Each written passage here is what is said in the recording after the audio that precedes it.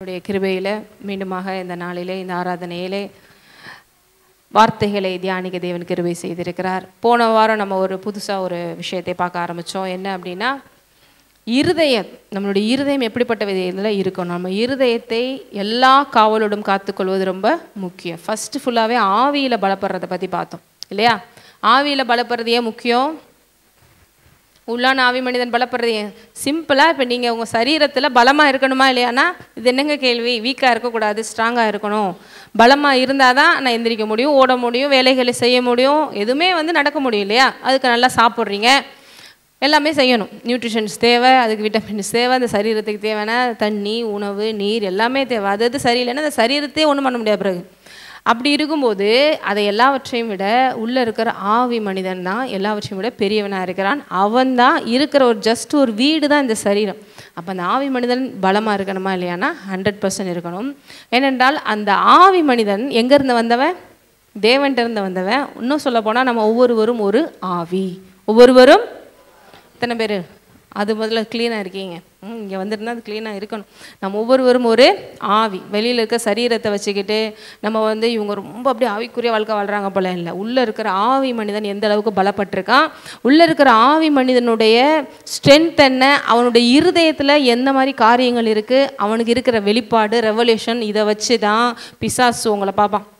சரி, இவன் உள்ளே பார்க்குறதுக்கு சின்ன பிள்ளையாக இருந்தாலும் உள்ளே பார்க்குறதுக்கு தாவீது மாதிரி பயங்கரமான ரெவலேஷன் பக்தி வேகத்தில் இருக்கான். அதனால் கோலியாத்தே என்னால் ஒன்றும் பண்ண முடியல. ஆமென். தாவீதுக்கு ஒரு பெரிய அப்படியே எக்ஸ்பீரியன்ஸ் இருந்துச்சு, வயசு இருந்துச்சு. அதனால தாங்க ரொம்ப யோசிச்சு கோலியாத்தை அடித்தான்னு சொல்ல முடியாது. இளம் வயது, மெலிந்த உடல், பார்க்குறதுக்கு சிவந்த மேனி, ரொம்ப சாதாரண ஒரு ஆளாக இருக்கிறாரு. ஆனால் உள்ளே இருக்கிற ஸ்பிரிச்சுவல் மேன் எப்படி இருக்காரு? பயங்கரமான ஆளாக இருக்கார். ஏன்னா வெளியில் இருக்கிற ஆர்மிஸ்லாம் பார்த்தீங்கன்னா அவங்க அண்ணன் கூட இருந்தவங்க எல்லாருமே ஆர்மி மேன்ஸில் எப்படி இருப்பாங்க? நல்லா ஹைட் அண்ட் வெயிட்டாக பார்க்குறதுக்கு நல்லா ஸ்ட்ராங்காக இருப்பாங்க. இவர் அந்த ட்ரெஸ்ஸை போட்டால் கூட ஒரு இடத்துல சவுல் கொடுக்குறாரு இல்லையா, கோலியாத்தை அடிக்கிறதுக்கு அப்படியே போகாதப்பா, இந்த மாதிரி அதுக்குரிய அந்த இராணுவ உடைகளெல்லாம் அணிஞ்சிட்டு போ அப்படின்றாரு. அவருக்கு ஃபிட்டு கூட ஆகலை அந்த ட்ரெஸ்ஸஸ்லாம். அப்படின்னா எந்த அளவுக்கு அவருடைய உடம்பு இருந்திருக்கும் நீங்களே இமேஜினேஷன் பண்ணிக்கிறணும். ஆனால் உள்ளே இருக்கிற ஸ்பிரிச்சுவல் மேனை நீங்கள் பார்த்தீங்கன்னா அங்கே வெளியிலலாம் ஓங்குதாங்க இருக்கிறாங்க ஆர்மிஸ், ஆனால் அவங்களுக்குள்ளலாம் ஒன்றுமே இல்லை. இங்கே பார்க்குற இவனுடைய ஆர்மி, இவனுடைய ஸ்பிரிச்சுவல் மேன் எப்படி இருக்கான்? ஒரு பயங்கரமான ஒரு வாரியர் மாதிரி இருக்கிறான். அவ்வளோ ஒரு ஸ்ட்ரென்த்து, பவரு. அதனால தான் அவ்வளோ அடி உயரம், அவ்வளோ பெரிய மலை மாதிரி நிற்கிற கோலியாத்தை பார்த்து அசால்ட்டாக சவால் விடுறான்.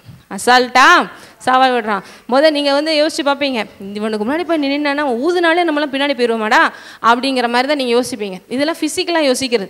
இந்த மாதிரி எண்ணங்கள்லாம் வராதுன்னு சொல்லலை. எந்த பிரச்சனையாக இருந்தாலும் நமக்கு மாம்ச சிந்தனைகள் நம்மளை மேற்கொள்ள பார்க்கும். ஒரு விஷயத்தை ஹேண்டில் பண்ண போகிறீங்க அப்படின்னா அதை இப்படி செஞ்சால் கண்டிப்பாக நம்ம அடி வாங்கிடுவோம், இந்த மாதிரி ரிஸ்க் எடுத்தால் கண்டிப்பாக நமக்கு இதாகிரும் அப்படிங்கிற மாதிரி நமக்கு இயற்கையாக நம்ம பிரெயினில், நான் ஏற்கனவே சொன்னேன் இல்லையா, பிலோ 3 years கீழே உங்களுடைய லைஃப் எக்ஸ்பீரியன்ஸஸை வச்சு தான் உங்கள் கேரக்டர் ஃபார்ம் ஆகிருக்கும். அப்போ அதுக்கேற்றபடி உங்கள் சிந்தனை என்ன பண்ணும்? சொல்லும். இப்படி இருந்தால் இப்படி தான், இப்படி இருந்தால். ஏன்னா நீங்கள் எதை பார்த்தீங்களோ, எதை கேட்டிங்களோ, உங்கள் வீட்டில் என்ன சூழ்நிலையோ, எது உங்களுக்கு சரின்னு பட்டதோ அதுதான் உங்களுக்கு சரி, அதுதான் உங்களுடைய கேரக்டர், அதுதான் இல்லையா? அதுவே தேவனுடைய வசனத்தின்படி நம்ம இருதயம் மாற மாற மாற மாற நம்ம எப்படி இருப்போம்? தேவனை போலவே மாறுகிறவர்களாக இருக்கிறோம். ஆகாது, நடக்காது, முடியாதுங்கிறத ஆகும்னு யோசிக்க ஆரம்பிக்கிறீங்கன்னா அங்கே தான் உண்மையிலேயே ஆவியின் சிந்தனை ஆரம்பிக்குது. ஆமென். இப்போ தாவீதுக்கு அந்த மாதிரி தாட்ஸ் வந்திருக்கலாம். இவனை பார்த்தா ரொம்ப ஹைட் அண்ட் வெயிட்டாக இருக்கானேடா, ஆனால் எல்லாவற்றையும் விட என் தேவன் பெரியவர், அவரை நீ மறுதளிக்கவோ, அவரை நீ இன்சல்ட் பண்ணவோ உனக்கு யார் அதிகாரம் கொடுத்தது? எல்லாத்துக்கும் மேலே அவர் மேலே இருக்கிற அன்பு, பக்தி, வைராக்கியம் ஆட்டோமேட்டிக்காக என்ன பண்ண செய்யுது? நீ எல்லாம் எனக்கு ஜஸ்ட் ஒரு ஆஃப்டர் ஆல் விருத்த சேதனம் அல்லாத ஒருவன், எனக்கு முன்னால் ஒரு மிருகம் போல. நான் ஆடு மேய்க்கும் போது செய்யும் போது எத்தனையோ கரடிகள் வரும், சிங்கம் வரும், புலி வரும், அதெல்லாம் எப்படி நான் அழிச்சு போடுவோனோ அதே போல் நீ ஜஸ்ட் ஆஃப்டர் ஆல் எனக்கு ஒரு அனிமல் அப்படிங்கிற அளவிற்கு அவன் நினைக்கிறான்னா எந்த அளவிற்கு அவனுடைய ஸ்பிரிச்சுவல் மேன் ஸ்ட்ராங்காக இருந்திருக்கான், எந்த அளவுக்கு அவனோட ஹார்ட் தேவனோட வார்த்தையில் ஃபுல்லாக இருந்திருக்கு. எந்த சூழ்நிலையும் அவன் மரண இருளின் பள்ளத்தாக்கில் நடந்தாலும் பொல்லாப்புக்கு பயப்படேன்னு ஏதோ உட்காந்துட்டு ஒரு கிங்கா அரியணையில் உட்காந்துட்டு சொன்னார்னு போடலை. அது எந்த சூழ்நிலையில் எழுதப்பட்டதுன்னு சொல்லியிருக்கேன். சங்கீதம் 23 அரியணையில் உட்காந்து ராஜ உடை தரித்து கர்த்தர் என் மேய்ப்பராக இருக்கிறார், நான் தாழ்ச்சி அடையேன்னு சொல்லலை. எந்த சூழ்நிலையில்? ஆமாம், தன்னுடைய மகன் அப்சுலமுக்கு பயந்து, இல்லை ஏதோ ஒரு விதத்தில் மிகப்பெரிய அளவிற்கு ஒரு பாதிப்பு, உயிர் எந்த நிமிஷம்னாலும் போகலாம், ஒளிஞ்சிட்ருக்கான். அந்த காலத்தில் ஓடி ஓடி பிடிச்சி வெட்ட வருவாங்க, குத்த வருவாங்களே, அந்த மாதிரி போயிட்டுருக்காங்க. ஒரு மலையில் ஒரு குகைக்குள்ளே ஒளிந்து கொண்டு எந்த நிமிஷம் நம்ம பின்னால் வந்து நம்மளை பிடிப்பாங்களோன்னு தெரியாத சூழ்நிலை. அந்த சூழ்நிலை அங்கேருந்து சொல்கிறாரு, மரண இருளின் பள்ளத்தாக்கிலே நடந்தால் தான் சொல்கிறாரு. லிட்டரலாக நான் மரணத்தின் பாதையில் எந்த நிமிஷம் என்னை எது அட்டாக் பண்ணலாங்கிற சூழ்நிலை போயிட்டுருக்கேன். ஆனால் நான் பயப்படேன், ஏன்னா நான் தனியால் இல்லை, தேவரீர் என்னோட கூட இருக்கிறீர். ஹல்லேலூயா. இதுதான் பாருங்க, எந்த சூழ்நிலையில நம்ம நிற்கும் போதும் நம்ம இப்படி பேசுகிறோமா அப்படிங்கிறது. நல்ல சூழ்நிலையில் நான் அசைக்கப்படுவதில்லை, எனக்கு பேங்க்கில் ஃபுல்லாக நல்ல பணம் இருக்கும் போது நான் தாழ்ச்சி அடைவது இல்லைங்க, அப்படியே மைண்டு அங்கே பார்க்கும், அமௌண்ட் இருக்குல்ல சமாளிச்சிடலாம், அதெல்லாம் நல்லா இருப்பேங்க.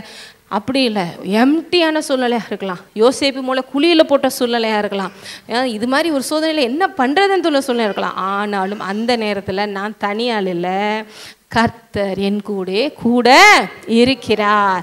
அப்போ என்றைக்குமே ஒரு பிரச்சனையை நான் என்ன பண்ண முடியும்னு யோசிச்சிங்கன்னா அன்றைக்கி ஃபெயிலியர் ஆரம்பிச்சிருச்சு. அதுதான் மாம்ச சிந்தனை. நானும் தேவனும் சேர்ந்து என்ன பண்ண முடியும்னு யோசிச்சிங்கன்னா அதுதான் ஆவியின் சிந்தனை. எத்தனை பேர் அப்படி யோசிக்கிறீங்க?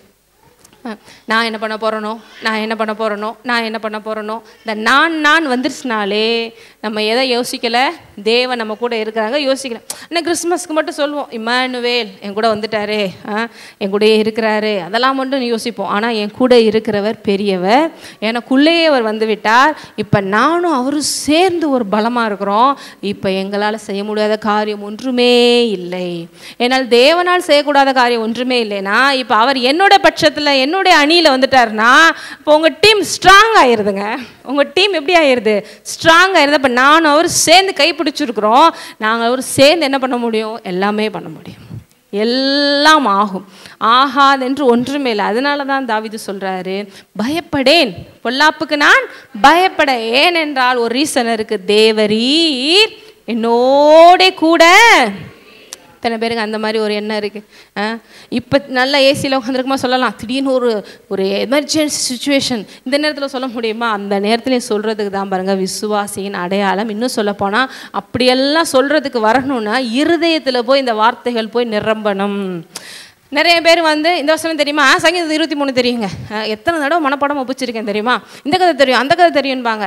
அதுக்கடுத்து ஒரு சூழ்நிலையில் வந்து நீங்களும் அப்படியே கடன் கையும் காலும் அப்படியே ஆடும், ப்ரெஷர் ஏறும் இறங்கும், வராத ஹார்ட் அட்டாக் வந்துடும், வேர்த்து ஊற்றும், என்னங்க இது அப்படி பயங்கரமாக அல்லையான்னு பாடுவீங்க.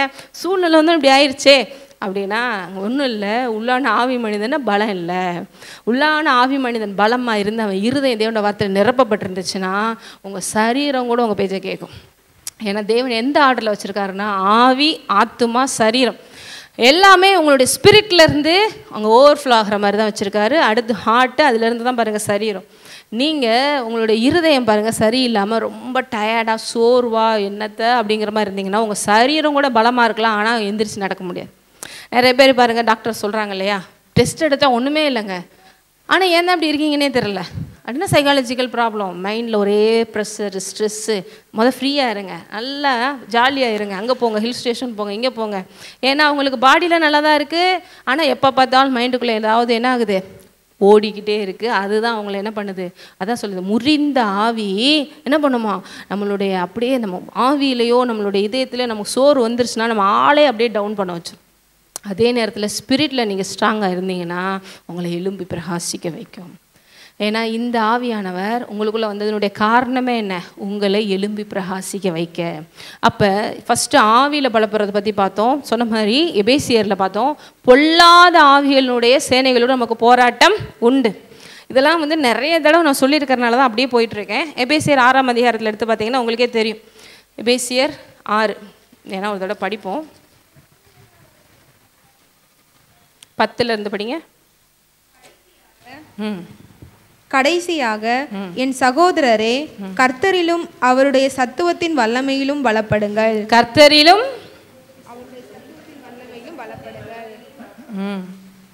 நீங்கள் பிசாசின் தந்திரங்களோடு எதிர்த்து நிற்க திராணி உள்ளவர்கள் ஆகும்படி தேவனுடைய சர்வாயுத வர்க்கத்தையும் தரித்து கொள்ளுங்கள். என்ன பண்ணுங்க, உங்களுக்கு ஒரு வேலை இருக்குது இந்த உலகத்தில்.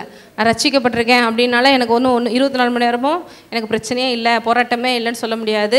இன்னும் சொல்ல போனால் தேவ பிள்ளைகளுக்கு எதிராக பிசாசு அதிகமாக என்ன பண்ணுறான், வேலை செய்கிறான். ஏன்னா நம்மளாம் அவனுக்கு ஒரு நாள் அடிமையாக இருந்தோம் இல்லையா? இப்போ நீ என்னையே எடுத்து பேசுகிற அளவுக்கு வந்துட்டியா, எனக்கு விரோதமாகவே ஜோபிக்க வந்துட்டியா அப்படி சொல்லிட்டு அவன் என்ன பண்ணுறான், இன்னும் இவனை எப்படி வீக் பண்ணலாம், மறுபடியும் நம்ம கூட்டணிக்கு எப்படி கொண்டு வரலாம் அப்படின்னு சொல்லி ரொம்ப ஒரு இதாக தான் இருக்கிறான். அப்போ இங்கே போட்டிருக்கு, அவனுடைய தந்திரங்களோட எதிர்த்து நிற்க. தந்திரங்கள்லாம் என்ன, அதாவது லிட்ரலாக வந்து ஃபேஸ் டு ஃபேஸ் பார்த்துட்டு வரியா பார்த்துக்கலாம் அப்படின்னு சொல்ல மாட்டான். நல்ல பிள்ளை மாதிரி வந்து ஏவாள்கிட்ட வந்து பேசினான் இல்லையா, தந்திரமா கண்ணிங்காக வந்து பேசுகிறான். உனக்கு நல்லது சொல்ல தான் வந்திருக்கேன், கடவுள் இப்படியா சொன்னார், இந்த பழத்தை புசிக்கக்கூடாது சொல்லிட்டாராப்பா, எவ்வளோ ஒரு பாவம், இதை சாப்பிட்டு அப்படியாக்கும் இப்படியாக்கும்னு சொல்லி அவளை அப்படியே கன்வின்ஸ் பண்ணி என்ன ஆகிடுது, அவள் புசிக்கக்கூடாதுன்னு தேவன் எல்லாத்தையும் சாப்பிடுனாரு. அந்த ஒரே ஒரு கட்டளை மட்டும்தான். அந்த ஃப்ரூட்டில் ஏதோ மேட்ருன்னு இல்லை, அவர் வார்த்தைக்கு கீழ்ப்படுகிறமாங்கிறது அங்கே மேட்ரு. ஆனால் அதை என்ன பண்ண வச்சான், சாப்பிட வச்சா. அதுதான் தந்திரம். அதான் என்னது, தந்திரம். தந்திரமாக பண்ணுறது, நமக்கு வந்து நல்லதுங்கிறது போல் பொய்யை சொல்லி மாற்றி நம்மளை செய்ய வைக்கிறது. அப்படி தந்திரங்களோடு எதிர்த்து நிற்க நமக்கு ஒரு திராணி வேணும். ஆமாங்க, நான் அதிலலாம் கேர்ஃபுல்லாக இருக்கணும் அப்படின்னா, அப்படியாக தேவனுடைய சர்வாயுத வர்க்கத்தை என்ன பண்ணுங்கள், தரித்து கொள்ளுங்கள். சர்வாயுத வர்க்கம்னா நமக்கு சர்ச்சில் தெரியாமல் இருக்கவே முடியாது. இந்த டாப்பிக்கில் எக்ஸலண்ட்டாக நம்ம எவ்வளோ தடவை சொல்லி கொடுத்துருக்கோம் இல்லையா? பிபிஎஸ் முதற்கொண்டு, சண்டே கிளாஸ் முதற்கொண்டு, ப்ரீச்சிங் ஆரம்பத்துலேருந்து பார்த்தீங்கன்னா சர்வாயுத வர்க்கம் சொல்லிக் கொடுக்காமல் இருந்ததே இல்லை. இந்த ஆர்மர் ஆஃப் காட் அப்படிங்கிறது என்னென்ன அப்படின்னா, இது ஏதோ லிட்ரலாக நான் இப்போ கையில் போகும்போது உங்களுக்கு ஒரு வாழையும் கத்தியும் கொடுத்து விட்டு இதை அப்படியே வச்சுக்கோங்க, தலாணி கடியில் வச்சு அப்படி படுங்க அப்படிலாம் இல்லை. இது ஸ்பிரிச்சுவலான வெப்பன்ஸ். இதெல்லாம் என்னென்னது, சத்தியம்ங்கிற இடைக்கச்சை. இடைக்கச்சைங்கிறது சுத்த தமிழில் வருது, இங்கிலீஷில் எப்படி வருது, belt. The belt of truth. எது ட்ரூத்து, நீங்கள் கையில் வச்சுருக்க தேவனுடைய வார்த்தை தான் ட்ரூத். அதை பெல்ட் போலனா பாருங்கள், நீங்கள் ஆர்மி மேன்ஸில் நல்லா இமேஜின் பண்ணி பார்த்தீங்கன்னா, ஏன்னா பவுல் வந்து ஒரு சிறைச்சாலையிலேருந்து இந்த இதை எழுதுறாரு. அவரை சுற்றி எப்பயுமே என்ன இருப்பாங்க, போர் வீரர்கள் இருந்திருப்பாங்க. அவங்களுடைய ட்ரெஸ்ஸஸை பார்க்குறாரு. இந்த நாட்டை காப்பாற்ற இந்த போர் வீரர்கள் இருக்கிறாங்கன்னா, நம்ம பரலோக நாட்டில் நம்ம வந்து நம்மளுடைய வெப்பன்ஸ்லாம் தரித்து கூட நம்ம ஒரு ஆயத்தம் பண்ணப்பட்ட ஒரு வீரர்களாக இருக்கிறோம். நம்ம சும்மா யாரும் இல்லை. அப்போ நல்ல ஆயுதங்களை அணிந்த ஒருத்தன்ட்ட நீங்கள் போய் அட்டாக் பண்ண போகிறது ஈஸியாக கஷ்டமா அப்படின்னா ரொம்ப கஷ்டம். ஏன்னா அவன் வெப்பன்ஸ் வச்சுருக்கான். அதே போல் நீங்களும் வெப்பன்ஸோடு இருக்கிறதுனால, ஆனால் இந்த அறிவோடு இருந்தீங்கன்னா உங்களையும் எதிர்க்க பிசாசால முடியாது இல்லையா? இப்போ இங்கே என்ன போட்டிருக்கு, சத்தியம்ங்கிற இடைக்கட்சி. சத்தியம்ங்கிறது என்னது, நீங்கள் தேவனை கையில் வைத்திருக்கிற இந்த தேவனோட வார்த்தை. அப்போ இதில் நம்ம வேரூண்டு இருக்கணும். ஏன்னா ஒரு போர் வீரன் எல்லா ட்ரெஸ்ஸஸையும் போடுறான், போட்டுட்டு ஃபைனலாக அந்த பெல்ட்டை தான் போடுறான் பாருங்கள். பெல்ட்டு தான் மொத்தம் எல்லா ட்ரெஸ்ஸஸையும் என்ன பண்ணுது. இப்போ நீங்களே ட்ரெஸ் பண்ணிவிட்டு ஒரு பெல்ட் போடுறீங்கன்னா அதை ஹோல்ட் பண்ணி உங்களை நிற்க வைக்கிற மாதிரி இல்லையா? அதே போல் சத்தியம்ங்கிறது உங்கள் வாழ்க்கையில் உங்களை ஹோல்ட் பண்ணக்கூடிய ஒன்றாக இருக்கிறது. அது ரொம்ப இம்பார்ட்டண்டான ஒன்றாக இருக்கிறது. அதுக்கடுத்து என்ன போட்டிருக்கு, நீதிங்கிற மார்க்கவசம். நீதிங்கிற மார்க்கவசம். எந்த நீதி, நம்ம சுயநீதியா, நேற்று நான் என்ன பண்ணேன், இன்றைக்கி நான் என்ன பண்ணேன், அது அந்த பட்ச நீதியா? இல்லை. நம்ம இப்போ யாருடைய நீதியை பெற்றவர்களாக இருக்கிறோம், இயேசுவின் நீதி, தேவனுடைய நீதி நம்மளுடைய நீதியாக இருக்குது. எத்தனை பேர் இதில் தெளிவாக இருக்கீங்க? நம்ம நீதியில் போனாங்கன்னா அவ்வளோதான், பரலோகத்தில் கேட்டு பக்கம் கூட சேர்க்க மாட்டாங்க. நீங்கள்லாம் போயிட்டு வாங்க, நீ எவ்வளோ முக்கிய ஜோம் பண்ணுற ஆளாக இருந்தாலும் இந்த நீதி செல்லாது. இப்போ அதனால் தேவன் அவருடைய நீதியை இலவசமாக நம்ம கொடுத்துட்டாரு. அது எப்படி கிடைச்சது, அவருடைய ரத்தத்தை விசுவாசிக்கிறனால நம்ம கிடைச்சிருக்கு. இப்போ அந்த நீதியை நம்ம பெற்று நீதிமான்களாக இருக்கிறோம். இந்த நீதியை எங்கே போட்டுக்கிறோம், நம்ம மார்க்கவசம் போல் உங்களுடைய ஹார்ட், அதாவது இந்த இருதயம். இந்த இருதயம் என்ன சொல்லுது, உன் மனசாட்சி என்ன சொல்லுது, நீ சரியில்லை, நீலாம் இப்படி போய் கேட்கலாமா, நீ என்ன உனக்கு தகுதி இருக்குன்னு தேவன்கிட்ட போய் நிற்கிற, உனக்குலாம் அது நடக்கவே நடக்காது, ஏன்னா நீ செஞ்ச பாவம் அப்படி அப்படி எப்படி நம்மளை 1000 முஷம். ஏன்னா வேற யார்ட்டையும் நம்ம மறைச்சலாம், நம்ம மனசாட்சிட்டு மறைக்க முடியுமா? அது நம்மளை எப்பவுமே குற்றப்படுத்திக்கிட்டே இருக்கும். ஆனால் இயேசுவின் நீதி என்ன பண்ணுது, இல்லை, எனக்காக தேவன் ரத்தம் சிந்தி மரித்து இது எல்லாவற்றிலுமே எனக்கு விடுதலை கொடுத்திருக்கிறார். ஆகவே நான் தைரியமாக ஒரு கிருபாசன தண்டையில கிட்டி சேர எனக்கு பாக்கியத்தை கொடுத்திருக்கிறான்னு சொல்லி அப்பா பிதாவே என்று கூப்பிட்டு பெற்றுக்கொள்ளக்கூடிய எல்லா விஷயத்தையும் கொடுத்துருக்கு. அப்போ என்னையுமே என்ன பண்ணு, நீதியை, தேவனோட நீதியை பெற்றிருக்கிறேங்கிறத எங்கே வச்சுக்கோ, இருதயத்தில் வச்சுக்கோ. இப்படியே தொடர்ந்து விசுவாசத்தை பற்றி சொல்லிட்டு வராங்க. அடுத்து என்ன சொல்லிட்டு வராங்க, விசுவாசம்ங்கிறது கேடகமாக கையில் ஷீல்டாக வச்சுக்கோ. இந்த ஷீல்டை வச்சு இப்படி போட்டு உங்களுக்கு நின்னீங்கன்னா அடுத்து அட்டாக் பண்ண வரவங்ககிட்ட இருந்து உங்களையும் பாதுகாத்து கொள்ளலாம். அதே ஷீல்டை வச்சு நீங்கள் ஓங்கி அடுத்தவங்களையும் நீங்கள் அடிக்கலாம். விசுவாசங்கிறது அவ்வளோ முக்கியம். கையில் அடுத்து ஆவியின் பட்டயமாகிய தேவனுடைய வார்த்தை.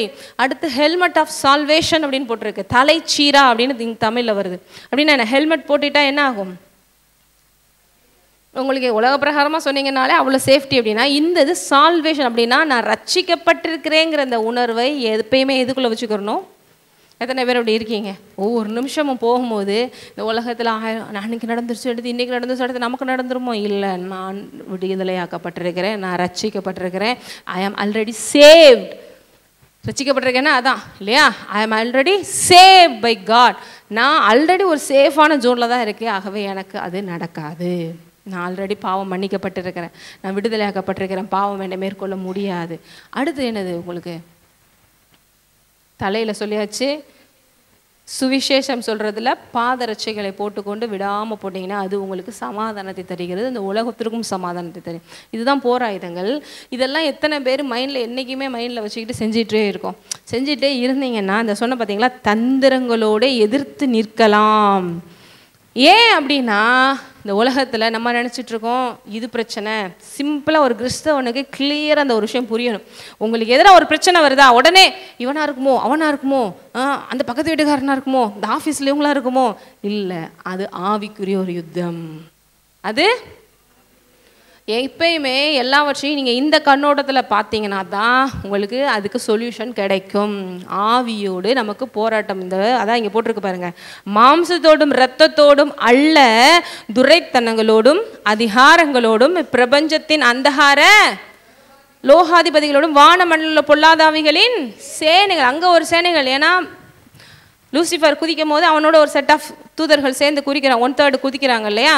அதில் வந்து ஒரு டீம் இருக்காங்க. அவங்க சேனைகளாக அவங்களோட இருந்துக்கிட்டு இந்த மக்களை எப்படி கெடுக்கலாம் அழிக்கலாம். அன்றைக்கி கூட நைட் ப்ரேயரில் நம்ம ஜோம் பண்ணிகிட்டு இருக்கும்போது இந்த வயநாடு பிரச்சனையை பற்றி நம்ம யோசித்து ஜோம் பண்ணிகிட்டு இருக்கும்போது ஒரு சகோதரி சொன்னாங்க, பிசாசுக்கு இதை பார்த்துட்டு இந்த அழிவை பார்த்துட்டு ஒரே சந்தோஷமாக இருக்குது, ரொம்ப சந்தோஷப்படுறான் இந்த அழிவை பார்த்துட்டு. ஏன்னா அவன் நோக்கமே அதான். ஏன்னா அவனுடைய வேலை 3 வேலை தான். கிளியராக எல்லோரும் புரிஞ்சு வச்சுக்கிறணும். அழிக்கிறது, கொல்றது, திருடுறது.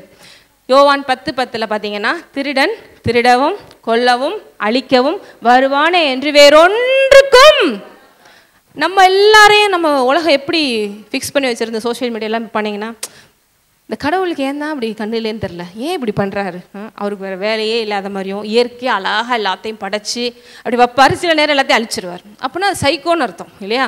நீங்களே வீட்டில் ஒரு நாள் ஒரு மாதிரி இருக்கீங்க, ஒரு நாள் ஒரு மாதிரி இருக்கீங்கன்னா இதை கொண்டு போய் வேறு இடத்துல இப்போ செய்யணும் அப்படின்னு தான் சொல்லுவாங்க. அப்போ God is not a psycho. அவர் வந்து அப்படிப்பட்டவர் கிடையாது. அவர் கிளியராக இருக்கார், அவர் தெளிந்தவர்கள்.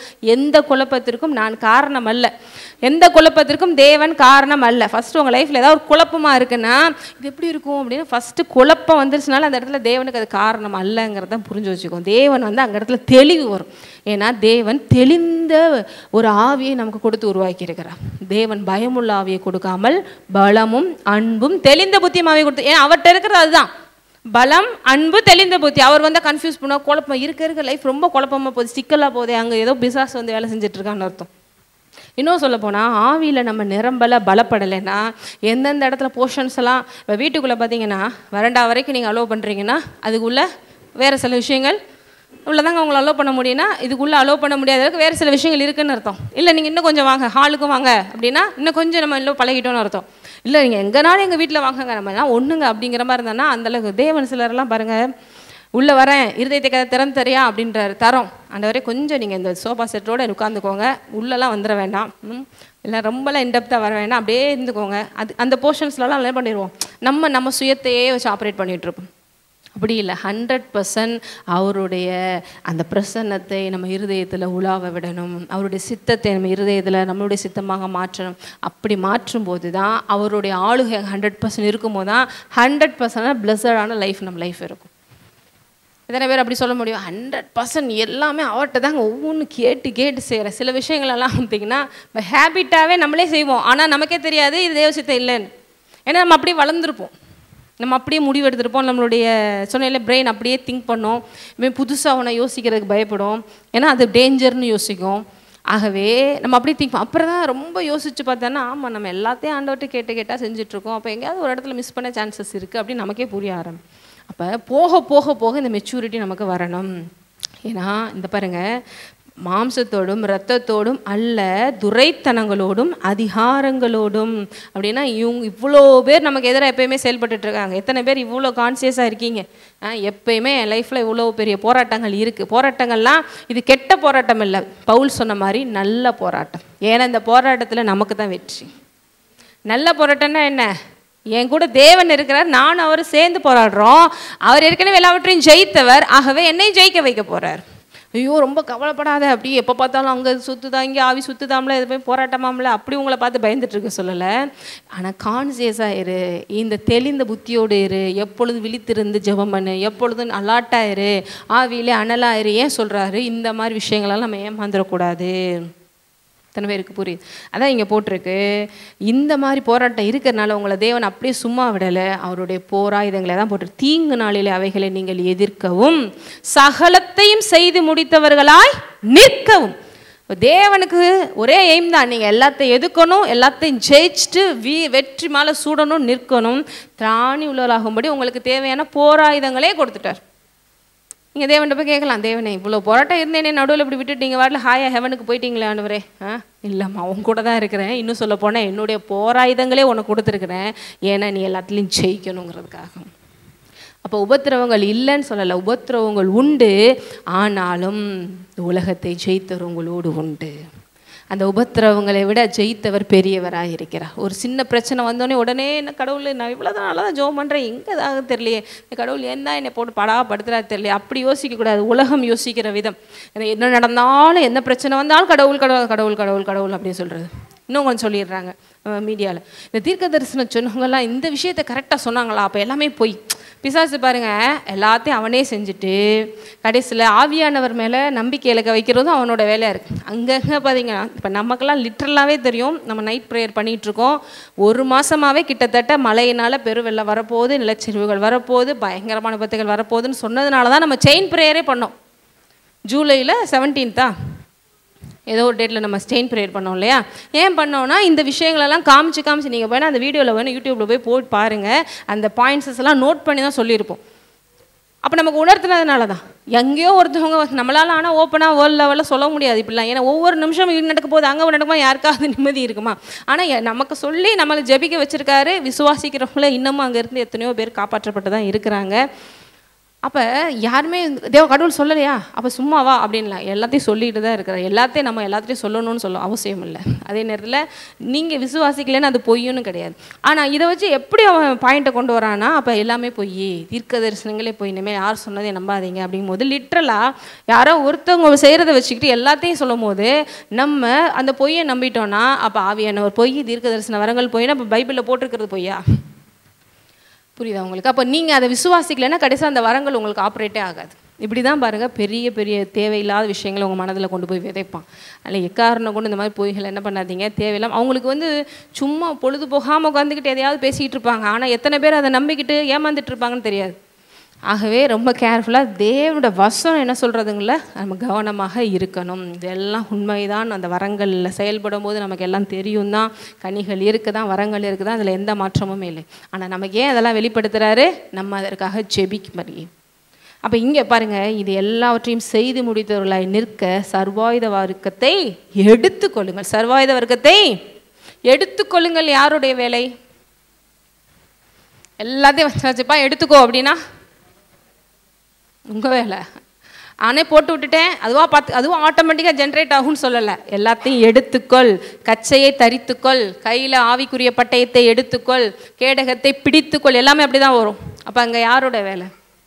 அங்கே தொடர்ந்து பாருங்கள், அங்கேயே பாருங்கள், நீதி என்னும் மார்க்கத்தை தரித்தவர்களாய், சமாதானத்தின் பாதரட்சைகளை தொடுத்தவர்களாய், அக்கினி அஸ்திரங்களை எல்லாம் அவிழ்த்து போடத்தக்கதாக எல்லாவற்றுக்கும் மேலாக விசுவாசம் என்னும் கேடகத்தை பிடித்து கொண்டவர்களாயும் நெல்லுங்கள். அடுத்து தேவசனமாய் ஆவியின் பட்டயத்தை எடுத்து கொல்லுங்கள். Full responsibility யாருக்குரியது? நமக்குரியதாக இருக்குது. அப்போ நம்ம இதில் 100% செயல்படும் போது இதெல்லாம் இருக்கலாம். சரி, இப்போ இதெல்லாம் எதுக்கு சொல்ல வந்தேன்னா, இப்படி எல்லாம் பலமாக இருங்கன்னு 10 பட்டிருக்காங்க. கர்த்தரிலும் அவருடைய சத்துவத்தின் வல்லமையிலும் பலப்படுங்க.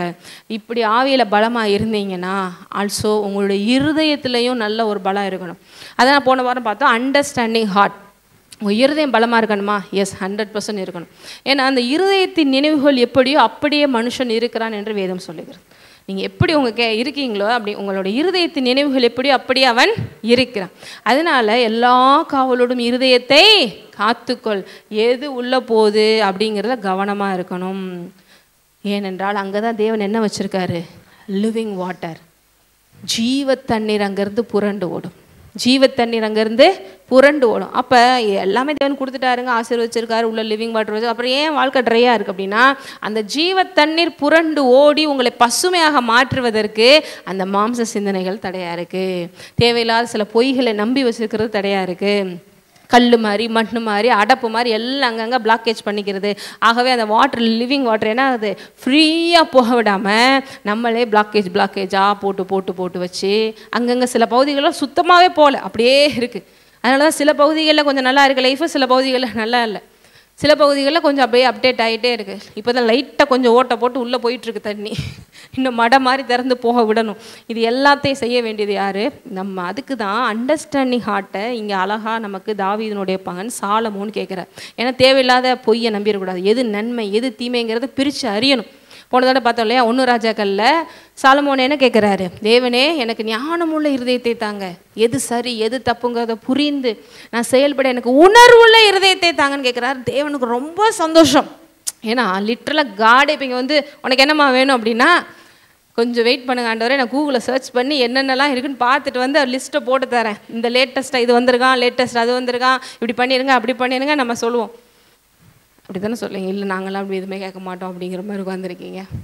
சரி, கடவுளே வந்து நிற்கிறாரு உனக்கு என்ன வேணும்னு. ஆனால் சாலமோன் என்ன சொல்கிறான்? வேறு எதுவும் கேட்கல. அவர் சொல்கிறாரு, நீ நீடி ஆயில கேட்கல, உன் எதிரிகள் அழியணும்னு கேட்கல, பணம் வேணும்னு கேட்கல, என்ன வேணும் கேட்குற? உணர்வுள்ள இருதயத்தை கேட்குற. இது எனக்கு ரொம்ப பிடிச்சிருக்கு, ஆகவே நான் இதையெல்லாம் சேர்த்து உனக்கு தரேன் அப்படின்ற. அந்த உணர்வுள்ள இருதயம் என்ன பண்ணுது? தேவனுடைய வார்த்தையை கேட்குது.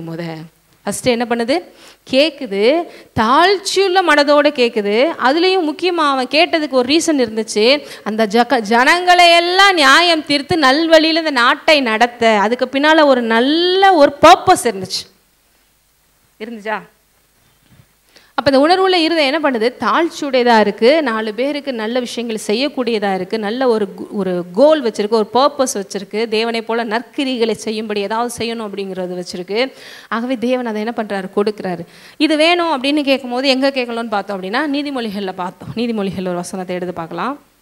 23:12 படிங்க.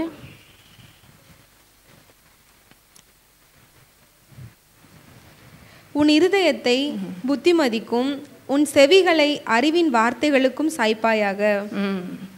உன் இருதயத்தை, apply your heart to instruction and your ear to words of knowledge. என்றைக்குமே எதை சாய்க்கணும்னு சொல்லியிருக்கு?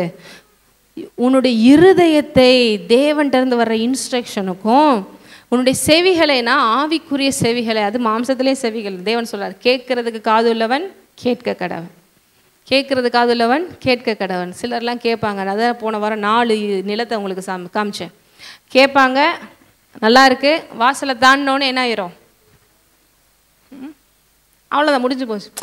இதோ ஒரு லைஃப் மாதிரியும். சர்ச்சுக்கு போனால் அந்த இடத்துல ஒரு ரோலாக பெர்ஃபார்ம் பண்ணுவாங்க.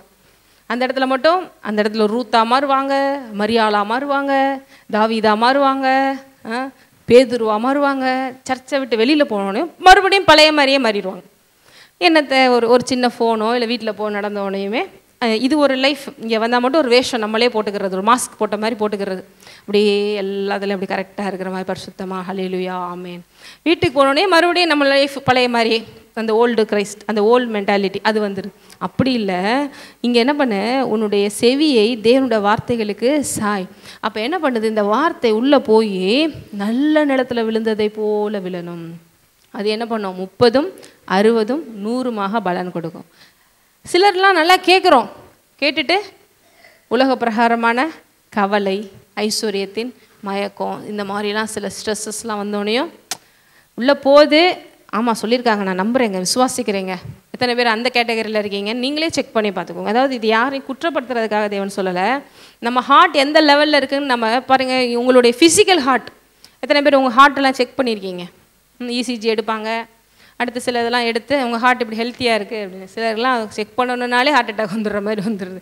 ஒரு இது ஜஸ்ட்டு ஒரு இது எடுத்து பார்க்கலாம். எடுத்து பார்த்தீங்கன்னா ஹார்ட் ஹெல்த்தியாக இருக்கா, தேவையில்லாத ஏதாவது பிரச்சனைகள் இருக்கா, அது ஒரு ரிப்போர்ட் கொடுப்பாங்க. அதே போல் உங்களுக்கு இன்னர் மேனுக்குள்ளே ஒரு ஹார்ட் இருக்குது. இந்த ஹார்ட் வழியை தான் தேவன் என்ன பண்ணுறாரு, உங்களோட பேசுகிறாரு. ஸ்பிரிச்சுவலான நிறைய விஷயங்களை நீங்கள் ரிசீவ் பண்ணுறீங்க. அங்கே தான் பாருங்கள் அது உங்களுடைய விருப்பங்கள். ஏன்னா ஒவ்வொரு மனிதனுக்கும் ஒரு வில் கொடுத்துருக்காரு இல்லையா, அண்டர்ஸ்டாண்டிங். இது எல்லாமே அந்த ஹார்ட் வழியை தான் தேவன் என்ன செய்கிறாரு, செட் பண்ணுறாரு. நம்ம உள்ள மனசு அப்படி சொல்கிறோம் இல்லையா, அந்த ஹார்ட்டை சொல்கிறேன். அப்போ அந்த ஹார்ட் தான் இந்த ஹார்ட். இப்போ தேவன் என்ன சொல்கிறாரு, இந்த ஹார்ட்டுக்கு ஒரு ரிப்போர்ட் கொடுக்குறாம இந்த ஹார்ட்டுக்கு ஒரு ரிப்போர்ட் கொடுக்குறாரு. கண்டிப்பாக உங்கள் ஹார்ட்டு இந்த 4 டைப் ஆஃப் நிலத்தில் ஒரு நிலமாக இருந்தே ஆகும். யாராக இருந்தாலும் இந்த 4 டைப்பில் ஒரு நிலமாக ஒரு ஹார்ட்டாக இருந்தே ஆகும். நீங்களே உங்களை செக் பண்ணிக்கலாம். யாரும் வந்து நீங்கள் சொல்ல வேண்டாம். நீங்களே செக் பண்ணி நம்ம எப்படி இருக்கோம். சில நேரம் நல்லா கேட்குறோம், ஆனால் சில பிரச்சனைன்னு வந்தோடனே கொஞ்சம் ஒரு மாதிரி போயிடுறோமே. அப்போ நம்ம எந்த இடத்துல இருக்கிறோம்? அந்த முள்ளும் குறுக்குமாய் முளைந்து செடிகளை போட்டு அதை அமைக்கிறது பார்த்தீங்களா, செடி முளைக்கிது, நல்லா உள்ளே தான் போயிட்டுருக்கு, அது கடையை பட்டு போயிடுது. சிலர் நல்லா கேட்குறோம், அதுக்கு மேலே உள்ளே போக மாட்டேங்குது. ஏன்னா அடியில் பாறை இருக்குது. அடியில் என்ன இருக்குது? பாறை. ஹார்டான மென்டாலிட்டி, ஹார்டான நேச்சர். இதெல்லாம் எப்படிங்க நம்புறது? இதெல்லாம் சும்மாங்க, இதெல்லாம் நம்ப மாட்டேங்க. ஒரு கடினமான ஒரு இருதயம். நம்பவே மாட்டேங்க. இதுக்கு மேலெல்லாம் நம்ப முடியாதுங்க. இது எப்படிங்க நடக்கும், அது எப்படிங்க நடக்கும் அப்படி சொல்லி அதுக்கு மேலே அந்த வார்த்தை கிரியை செய்யலை. இந்த நல்ல நிலம் தான் என்ன பண்ணுது, வார்த்தை எடுத்து 30, 60, 100 பலன் கொடுக்கும். இந்த குட் ஹார்ட்டுக்கு வந்துட்டீங்கன்னா ஓகே, அதில் எந்த லெவலில் இருக்கீங்கன்னு செக் பண்ணி பாருங்கள். 30% இருக்குமா? ஒரு எக்ஸாம்பிளுக்கு சொல்கிறேன். கொஞ்சம் அடுத்த டெவலப் ஆகிட்டோமா, கண்டிப்பாக தேவனுக்குள்ளே வந்துட்டீங்க. இந்த மாதிரி நல்லா வார்த்தையை கேட்குறீங்கன்னா டே பை டே இன்க்ரீஸ் ஆகிட்டே தான் இருப்பீங்க. உங்கள் எக்ஸ்ட்ரீமாக எந்த லெவலுக்கு நீங்கள் லைஃப்பில் பிளெஸ்ஸிங்காக இருக்கணும்னு தேவன் விரும்புகிறாருன்னா 100 மடங்கு பலன். 100 மடங்கு பலன். எந்த விதத்தில் நீங்கள் உங்கள் பிள்ளை 100% நல்லா இருக்கும்னு நினைப்பீங்களா இல்லையா? நினைக்க மாட்டீங்களா?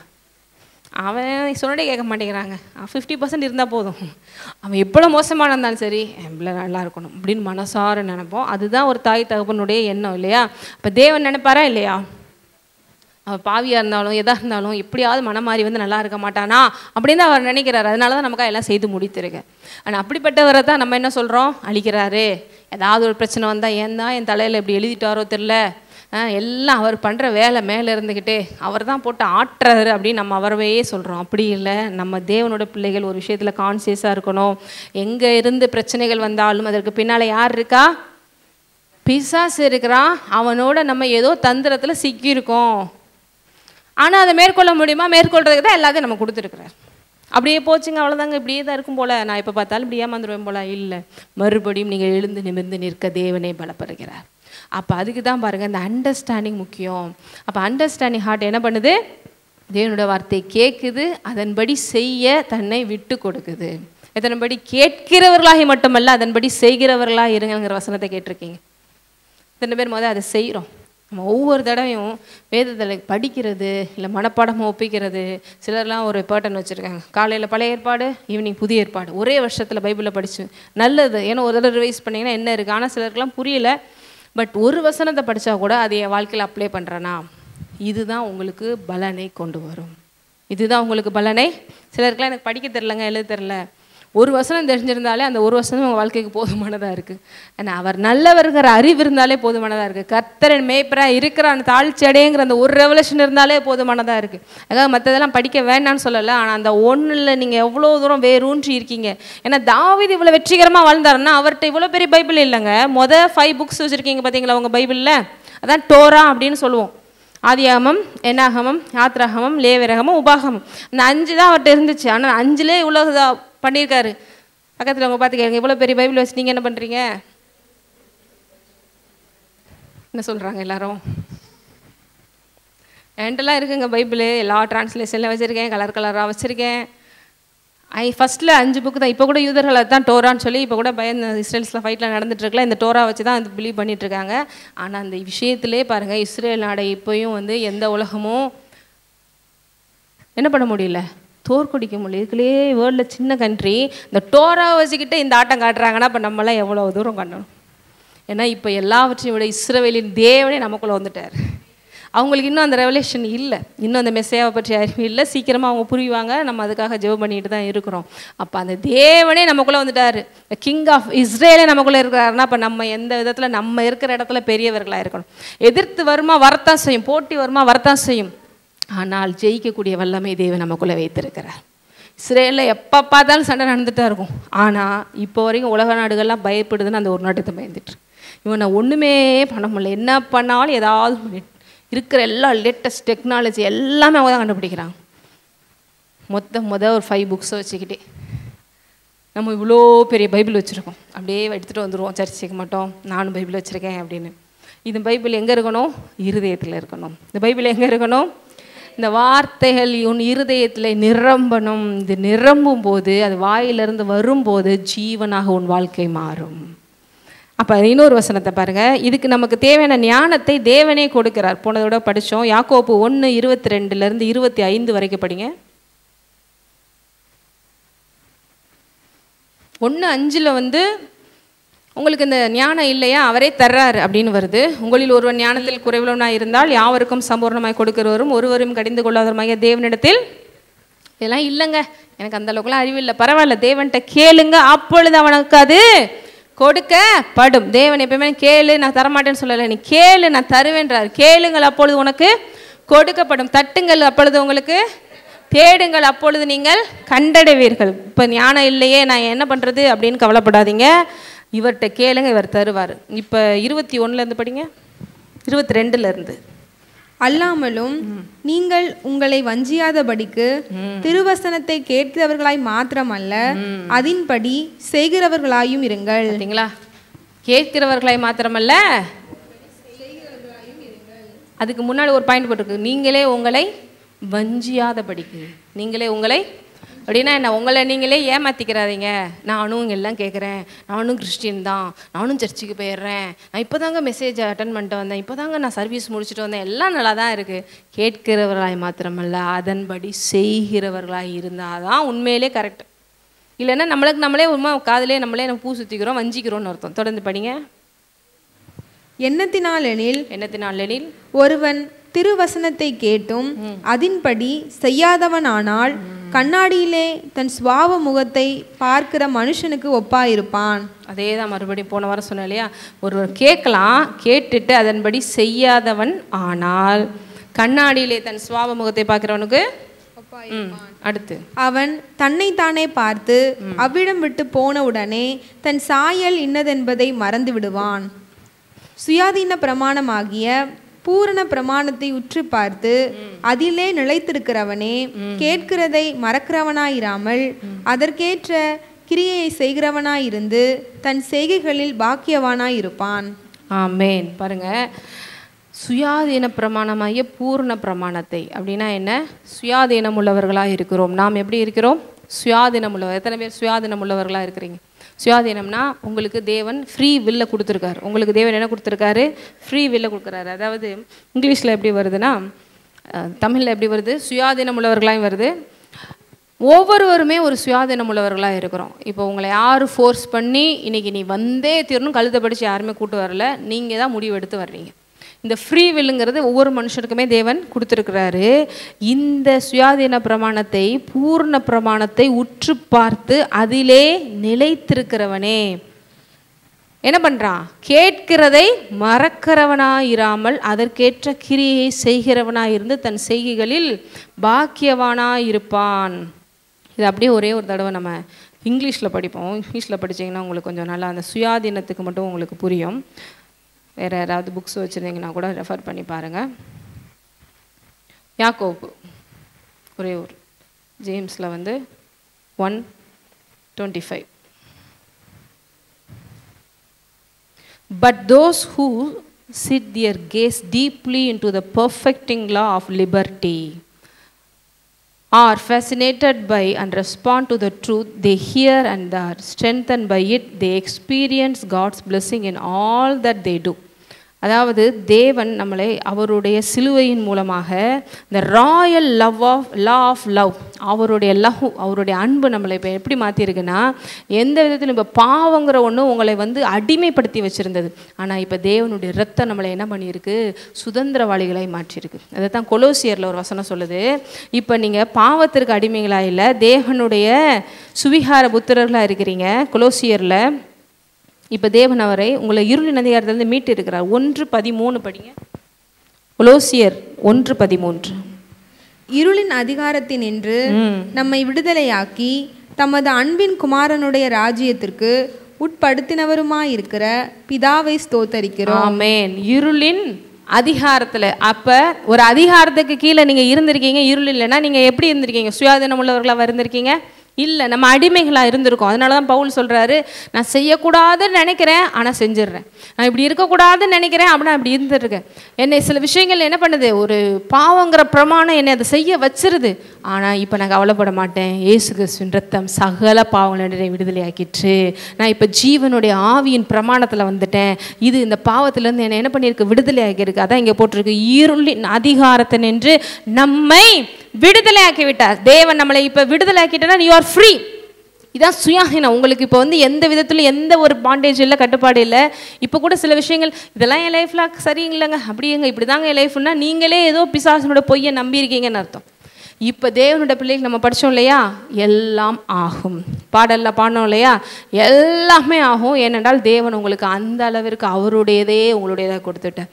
தேவனுக்கு ஏதாவது ஒரு கண்ட்ரோல் இருக்காங்க? கடவுளுக்கு வந்து இவருக்கு இவ்வளோதாங்க செய்ய முடியும், கடவுளால் இந்த விஷயத்தெல்லாம் செய்ய முடியும், ஏதாவது ஒரு லிமிட் இருக்கா? நம்மளே அதே மாதிரி லிமிட்லெஸ்ஸாக வைத்து விட்டார். ஆகவே தான் இங்கே போட்டிருக்கு, உங்களை விடுதலையாக்கி இப்போ எந்த ராஜ்யத்துக்குள்ளே கொண்டு வந்துட்டாராம், அன்பின் குமாரனுடைய ராஜ்யம். எவ்வளோ அழகான ஒரு ராஜ்யம் பாருங்க. தேவன் அன்பாக இருக்கிறார், அவருக்கு கீழே நம்மளை கொண்டு வந்துட்டார். நம்ம ராஜா அன்பாகவே இருக்கிற ராஜா. அப்போ அந்த ராஜா அங்கே எப்படிப்பட்டதாக இருக்கும், சூப்பராக தான் இருக்கும். அங்கே நம்மளை அவர் மதிக்கிறதுனால நம்மளை சுயாதீனர்களாக வச்சுருக்கிறார். இன்றைக்கி கூட நீங்கள் தேவனோட ஞானஸ்தானம் எடுத்துட்டேங்க, என் வாழ்க்கையை ஆண்டவருக்கு அர்ப்பணிச்சிட்டேங்க, ஆனால் ஒரு வாரம் கூட நான் சர்ச்சைக்கு வராமல் இருந்தது கிடையாதுங்க, ஒரு நாள் கூட ஜெபம் பண்ணாமல் இருந்தது கிடையாதுங்க, ஒரு நிமிஷம் கூட தேவன் சித்தத்தின்படியே சேம இருந்தது கிடையாதுங்க அப்படின்னு சொல்லுவீங்களா? அப்படி தான் நம்ம அர்ப்பணிப்போம், ஆனால் செய்கிறது ரொம்ப கம்மி தான். அதனால தான் பாருங்கள், உங்களுக்கு ஃப்ரீ வில்னு கொடுத்துருக்காங்கிறத நீங்கள் ஞாபகத்தில் வைத்துக்கொள்ளவேன். செய்வோம், சில நேரம் ஒரு மாதிரி இருக்குது, அடுத்த வாரம் பார்த்துக்கலாம் அப்படின்போம், சில நேரம் அதுவும் டிலே ஆகிரும். ஆனாலும் உங்கள் சுயாதீனம் எடுபட விடாது. உங்களை மதிக்கிறார் தேவன், உங்களை ரெஸ்பெக்ட் பண்ணுறாரு, நீங்கள் உணர்ந்து அவர்கிட்ட வரணும்னு சொல்லி விரும்புகிறார் இல்லையா? அதுதான் பாருங்கள் சுயாதீனம். இதில் நீங்கள் மைண்ட் செட் இருக்கும்போது உங்களுடைய கேரக்டர் சேஞ்ச் ஆகும். என்னை தேவன் மதிக்கிறார், என்னை நேசிக்கிறார், எந்த துன்பத்திற்கும் எந்த பிரச்சனைக்கும் அவர் காரணம் இல்லை. அப்போ இந்த வார்த்தைகள் எல்லாம் எனக்கு அப்படியே கொடுக்கப்பட்டிருக்கு, அதை நான் அப்படியே விசுவாசிக்கிறேன். ஏன்னா விசுவாசம் எப்படி ஒருத்தவங்க மேலே கண்மூடித்தனமாக வரும் அப்படின்னா, அன்பு இருந்தால் தான் வரும். இப்போ இந்த விஷயத்துலனா எனக்கு கடவுள் சொல்கிறது விசுவாசிக்க முடியலங்கன்னா, அந்த இடத்துல அவ்வளோதான் நீங்கள் தேவனை நினச்சி வச்சுருக்கீங்க, அவ்வளோதான் அவருக்கு உங்களுக்குள்ள ரிலேஷன்ஷிப். தேவன் சொல்கிறாரு, அன்பிலே பயம் இல்லை, பூரண அன்பு பயத்தை புறம்பே தள்ளும், அன்பினால் செயல்படுகிற விசுவாசமே உதவும். அன்பினால் செயல்படுகிற விசுவாசமே. இந்த விசுவாசம் சிலர் சொல்கிறாங்க, ஆனால் சொல்லிவிட்டு கொஞ்சம் பயமாக தாங்க இருக்குது, இந்த விஷயத்தில் மட்டும் கொஞ்சம் நம்பவே முடியல, இந்த விஷயத்தை மட்டும் கொஞ்சம் நடக்குமான்னு கொஞ்சம் யோசனையாக தான் இருக்குது அப்படின்னா, அன்பு நமக்கு முழுமையாக இல்லை. பூரண அன்பு பயத்தை புறம்பே 100%ங்க. எப்படிங்க இந்த இடத்துல தாவீது உட்காந்துட்டு அடுத்த நிமிஷம் நான் எந்த நிமிஷம்னாலும் சாகலாங்கிற சூழ்நிலையில் மரண இருளின் பள்ளத்தாக்கிலும் பொல்லாப்புக்கு பயப்படேன், என் கூட அவர் இருக்காரு, அவர் வாட்டில் இருக்காருங்க அப்படின்னு இல்லை, அவர் என்னை கைவிட மாட்டாருங்கிற அந்த நம்பிக்கை எப்படி வருது, அவர் மேல் இருக்கிற அன்பில் வருது. எனக்கு தெரியும் என் தேவன் என்னை கைவிட மாட்டார், அவர் என்னை அவ்வளவாய் நேசிக்கிறாருங்க தெரியும். அதனால தான் பழைய ஏற்பாட்டிலே தேவனோட கிருபையை அதிகமாக சொன்னவர் தாவீது தான். இன்றைக்கி கிருபைன்னு பேசுகிற நிறைய பேருக்கு புதிய ஏற்பாட்டில் ஏதோ வந்துருச்சு போல நினைக்கிறாங்க. பழைய ஏற்பாட்டிலே சங்கீதத்தில் எத்தனையோ முறை கர்த்தர் நல்லவர், அவர் கிருபை என்றும் உள்ளது, கர்த்தர் நல்லவர், அவர் கிருபை என்றும் உள்ளது, கர்த்தர் நல்லவர், அவர் கிருபை என்றும் உள்ளதுன்னு சொன்னவர் தாவீது தான்.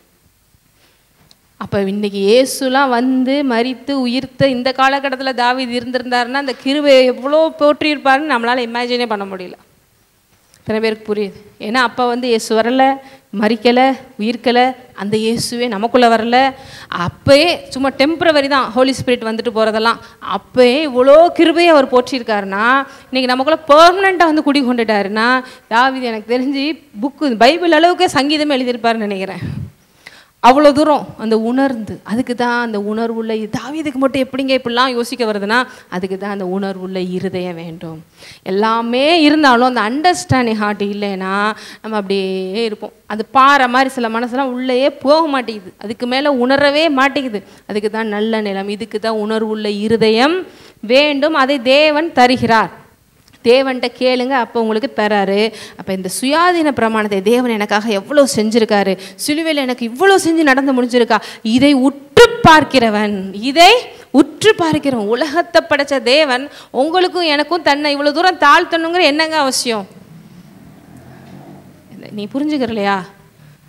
நீங்களே என்ன சொன்னீங்க, உங்களுக்கு கீழே இருக்கிறவங்க உங்கள் பேச்சை கேட்கலன்னா வேலையில என்ன டிஸ்மிஸ் பண்ணிட்டு போ, அடுத்த ஆளை போட்டு போ, இவங்களேனா 1000 பேர் வேலைக்கு வர போகிறாங்க அப்படின்றவங்க.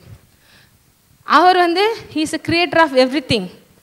உங்களை மாதிரி என்னைய மாதிரி ஒரே நிமிஷத்தில் எத்தனை காப்பினாலும் போடலாம், போடலாமா இல்லையா? அப்படியே டிட்டோவாக எத்தனை கோடி பேராலும் உருவாக்கலாம். அப்புறம் ஏங்க உங்கள்கிட்ட என்கிட்ட என்னை புரிஞ்சுக்கோ மகளே, என்னை புரிஞ்சுக்கோ மகனே, உனக்காக நான் ரத்த சிந்திருக்கேன், இவ்வளோ தூரம் ஏன் தன்னை தாழ்த்துறாருன்னா உங்களை நேசிக்கிறார், உங்களை மதிக்கிறாரு, நீங்கள் அவ்வளோ முக்கியம் நினைக்கிறாரு. உண்மையிலே நம்மளே கடவுள் ஒரு இடத்துல இருந்திருந்தோன்னா இந்த உலகமே நேரம் இருந்திருக்கேன். ஒருத்தர் சரியில்லை, எல்லாத்தையும் அழிச்சு போட்டுடுறான் அப்படின்னு முதல்ல செஞ்சு முடிச்சிருப்போம். இத்தனை பேர் சொல்கிறீங்க. உங்களுக்கு மட்டும் கடவுள் ஒரு போஸ்ட் கொடுத்துருந்தீங்கன்னா ஒவ்வொருத்தனும் சொல்லும்படி கேட்காததுக்கு இந்த உலகமே இருந்திருக்காது. இவ்வளோ தூரம் உலகம் ரன் ஆகுதுன்னா அவர் நீடிய பொறுமை உள்ளவரும் மிகுந்த கிருபை உள்ளவரும் இரக்கம் உள்ளவருமாக இருக்கிறார் இல்லையா? அதனால தான் பாருங்கள், இப்போ நீங்களும் நானும் இல்லைன்னா பரலோகத்தில் ஒரு ஆள் இல்லைன்னா இப்போ என்னங்க பரலோகமாக நின்ற போதுன்னு நினைக்கல. அந்த ஒரு ஆள் இல்லைன்னா கூட அதை தேடி கண்டுபிட்டு இருக்க ஓய மாட்டேங்கிறார். ஏன்னா he loves you so much. he loves you. உலகத்தில் இருக்கிறவங்க வேணால் பாருங்கள், இவன் இல்லைன்னா போ அப்படின்ட்டு விடலாம். ஆனால் அவர் நீங்கள் இல்லைன்னா உங்களை மிஸ் பண்ண தான் செய்வார். உங்கள் இடத்துல வேறு யாரையும் ரீப்ளேஸ் பண்ணி வைக்கிறதே கிடையாது. அவங்க மேலே அவ்வளோ தூரம் அன்பா. அப்போ அவங்க ஒவ்வொருவருக்கு ஒருத்தர் சொன்னாராம், கடவுள் இத்தனை கோடி ஜனங்கள் இருந்ததுனால அந்த சிலுவையில் மறிச்சாருங்க. ஒருவேளை ஒரு 10 பேர் தான் உலகத்தில் இருந்திருந்தாருன்னா எதுக்கு 10 பேருக்காக மறிக்க நினச்சிருப்பாரா? ஆனால் 100% ஒரு ஆள் இருந்தால் கூட வந்திருப்பாரு அப்படின்ற. ஏன்னா தேவன் அவங்கள அவ்வளோவாய் நேசிக்கிறவராக இருக்கிறார். இன்னும் சொல்லப்போனால் இந்த உலகத்தில் நீங்கள் வர்றதுக்கு முன்னால், உங்கள் தாயின் கருவில் உருவாகிறதுக்கு முன்னாலேயே இவ்வளோத்தையும் செஞ்சு முடித்தவர் இப்போ உங்கள் வாழ்க்கையில் செய்யாம விட்டுருவாரா? நீங்கள் யாரும் நானும் ப்ரேயர் ரிக்வஸ்ட் ஹெவனுக்கு போட்டு தேவனே கொஞ்சம் ஹெவன்லேருந்து மறிங்க, எங்களுக்கு ஏதாவது மீட்பை கொடுங்கன்னு கேட்டிங்களா? அப்படி யாராவது ஸ்பெஷலாக கேட்டிருந்தீங்களா? நான் பண்ண ஜெபம் தாங்க ஆண்டவர் கீழே இறங்கி வந்திருக்காரு. நிறைய பேர் ஜெபம் பண்ணுறோம்ல, இறங்கும் கர்த்தாவே இறங்கும் சொல்கிறாங்களா? நமக்கு தான் ரொம்ப இறக்கம் இருக்கிற மாதிரியும் அவருக்கு இறக்கமே இல்லாதையும் இந்த இந்த நிலச்சரிலாம் நடந்தவரையும் ஆண்டவரே பாவம் ஆண்டவரே அவங்களுக்கு ஏதாவது பார்த்து பண்ணுங்க, அவருக்கு என்னமோ கண்டுக்கிறாம உட்காந்துருக்கிற மாதிரியும் உங்களை ஜெபம் பண்ண வைக்கிறதே அவர் தான். உங்கள் இருதயத்தில் அந்த அன்பை கொடுக்குறவர் ஐமா பாவம் அவங்களுக்காக ஜெபம் பண்ணுன்னு அந்த வாஞ்சியை கொடுக்குறதே அவர். அவர்கிட்ட உட்காந்து நம்ம பேசிகிட்டு இருப்போம், கொஞ்சம் பார்த்து செய்யுங்க ஆண்டவரே பாவம் இல்லை அவங்க. அவர் எதுவுமே கேர் பண்ணாத மாதிரி. இதை விட என்ன செய்யணும் கேளுங்க பக்கத்தில் உங்களோட. உங்கள் லைஃபாக இருந்தாலும் சரி, என் லைஃபாக இருந்தாலும் சரி, இதை விட என்ன செய்யணும்? எல்லாத்தையும் செஞ்சு முடிச்சிட்டாருங்க, எல்லாம் முடிந்தது. இப்போ விசுவாசியத்தை எடுத்துக்கொள்ள வேண்டியது நம்ம தான். சரிங்களா? அவர் வந்தார், நீங்கள் வர்றதுக்கு முன்னாடி இந்த உலகத்தில் வாழ்ந்து மரித்து சிலுவை மரணம்னா சும்மா சாதாரணம் இல்லை. ஒரு நிமிஷம் அப்படியே இருந்தாருங்க, அப்படியே இறந்துட்டாருன்னு சொல்லணும்னா வலி வேதனைகளை அனுபவித்து அதெல்லாம் எக்ஸ்பிளைன் பண்ணவே முடியாது. சிலருக்குலாம் குட் ஃப்ரைடே ஆனால் தான் அந்த ஃபீலிங்ஸே வரும். அப்படி இல்லை, ஒவ்வொரு நாளும் அந்த ஃபீலிங்ஸில் போங்கன்னு சொல்கிறேன். சிலுவை ஒவ்வொரு நாளும் பாருங்கள், எனக்காக ஏன் தேவனே இவ்வளவு, நான் அவ்வளோ என்ன பண்ணிட்டேன், நான் அவ்வளோ ஒர்த்தா, நான் அவ்வளோ தூரம் உண்மையானவளா, நான் அவ்வளோ தூரம் பெரிய செஞ்சுட்டேன் நான் இல்லையே, ஆனால் எனக்காக நீங்கள் ஏன் செஞ்சீங்க? பிகாஸ் ஹி லவ்ஸ் யூ அப்படிங்கிறது வந்துச்சுன்னா ஆட்டோமேட்டிக்காக விசுவாசம் வரும், பயம் போகும், ஆட்டோமேட்டிக்காக ஹார்ட்டில் உணர்வு வரும், எல்லாமே சரியாக வரும். அதை விட்டுட்டு நம்ம வந்துட்டு கடவுள் ஏன் இப்படி பண்ணுறாரு ஏன், அதனால தான் சிலுவையை நோக்கி பார் என்று வேதம் சொல்லுகிறது. சிலுவை ஒரு நிமிஷம் நீங்கள் யோசித்து பார்த்தீங்கன்னா எனக்காக ஏன் இப்படி படணும், நான் என்ன செஞ்சேன், அவர் நான் பிறக்க கூட இல்லையே ஏதாவது செய்கிறதுக்கு, இப்போயாவது ஏதாவது நான் சேர் எடுத்து போடுறேங்க சர்ச்சில்னு சொல்லலாம். அதுக்கு முன்னாடி நீங்கள் அது கூட வரலையேங்க, நீங்கள் ஒழுங்காக இருப்பீங்கன்னு கூட தெரியாது, ஆனாலும் செஞ்சு முடிச்சிருக்காரு. இன்னமும் இந்த உலகத்தில் ரசிக்கப்படாதவங்க இருக்காங்க, அவங்க இன்னும் ஆண்டவரை நம்பலை, ஆனால் அவங்களுக்காக செஞ்சு முடிச்சிருக்காரு. எத்தனை பேர் ஆமான்னு சொல்கிறீங்க? ரோட்டில் போகிறவங்க, ஆண்டவரை இன்னும் கூட பரியாசம் பண்ணுறவங்க, பைபிளில் கிழிக்கிறவங்க, ஆண்டவரை அதிகமாக தூஷிக்கிறவங்க இருக்க தான் செய்கிறாங்க. ஆனால் அவனுக்காகவும் மறிச்சிருக்கா, அவனுக்காகவும் பரலோகத்தை எல்லாத்தையும் செய்து முடித்து வைத்திருக்கான். அவன் இந்த நிமிஷம் விசுவாசத்தை அடுத்த நிமிஷம் அவனுக்கு ஆசீர்வாதம் தான். நீங்கள் ஏதோ செய்வீங்கிறக்கா அவர் செய்யலை, அவர் உங்களை நேசிக்கிறனால எல்லாம் செஞ்சுருக்காரு. இப்போ எல்லாம் செஞ்சு முடிச்சுட்டார். இந்த விஷயத்தில் நீங்கள் ஃபோக்கஸ்டாக இருக்கும்போது கேட்கிறவர்களாய் மட்டுமில்லை, செயல்படுத்த ஆரம்பிச்சிடுவீங்க. ஏன்னா எனக்கு அவர் எது சொன்னாலும் அது 100% கரெக்டாக தான் இருக்கும், நான் அப்படியே அப்ளை பண்ண போகிறேன் அப்படி சொல்லி சீரியஸாக எடுத்துக்கிடுவீங்க. உணர்வு உள்ள இருதயம் வரும், ஆட்டோமேட்டிக் எக்ஸிக்யூட் பண்ணுவீங்க. அப்படி 100% ப்ராஃபிட் தான். எல்லாத்துலேயும் பிளெஸ்ஸிங்ஸ் தான், எல்லாத்துலேயும் அறுவடை தான், எல்லாத்துலேயும் செழிப்பு தான். ஆமேன். இப்போ ஒன்றும் உங்களை யார் இப்படி இல்லை அப்படி இல்லைன்னு சொல்லி உங்களை குற்றப்படுத்துறதுக்காக எதுவும் சொல்லலை. மாற்றிக்கொள்ளக்கூடிய ஆப்ஷன்ஸ் என்றைக்கும் உங்கள் கையில், என் கையில் இருக்குது. இன்றைக்கி நீ விசுவாசித்தால் தேவனுடைய மகிமையை காணலாம். நம்ம எல்லோரும் எழுந்து நிற்போம்.